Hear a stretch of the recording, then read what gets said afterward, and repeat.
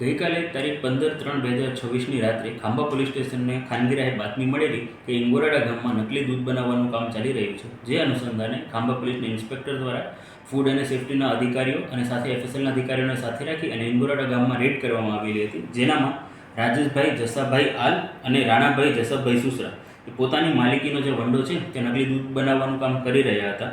જે અનુસંધાને પોલીસ દ્વારા 100 લીટર જે દૂધ છે તે એની સાથે 100 કિલો દૂધનો પાવડર અને 43 કિલોનો વનસ્પતિનો જે તેલ છે એ જપ્ત કરવામાં આવેલું હતું. ફૂડ એન્ડ ડ્રગ્સ ડિપાર્ટમેન્ટના જે અધિકારીઓ છે એમના દ્વારા આ બધાના સેમ્પલ લેવામાં આવેલા હતા. આ જે જેટલું પણ નકલી બનાવટી દૂધ હતું એનું પોલીસ દ્વારા જે બીજા અધિકારીઓ છે એમની સાથે રહીને નિકાલ કરવામાં આવેલો છે અને એમના જે સેમ્પલો કબજે કરવામાં આવેલા છે એમને એફએસએલ ખાતે તપાસની અર્થે મોકલવામાં આવેલા છે. આ સાથે જાહેર જનતાને પણ નમ્ર અપીલ છે કે કોઈ પણ જગ્યાએ તેમને જો આવી ઇન્ફોર્મેશન હોય કે નકલી દૂધનું ઉત્પાદન થઈ રહ્યું છે તો એ પોતાના નજીકના પોલીસ સ્ટેશનમાં જરૂરથી કોન્ટેક્ટ કરે.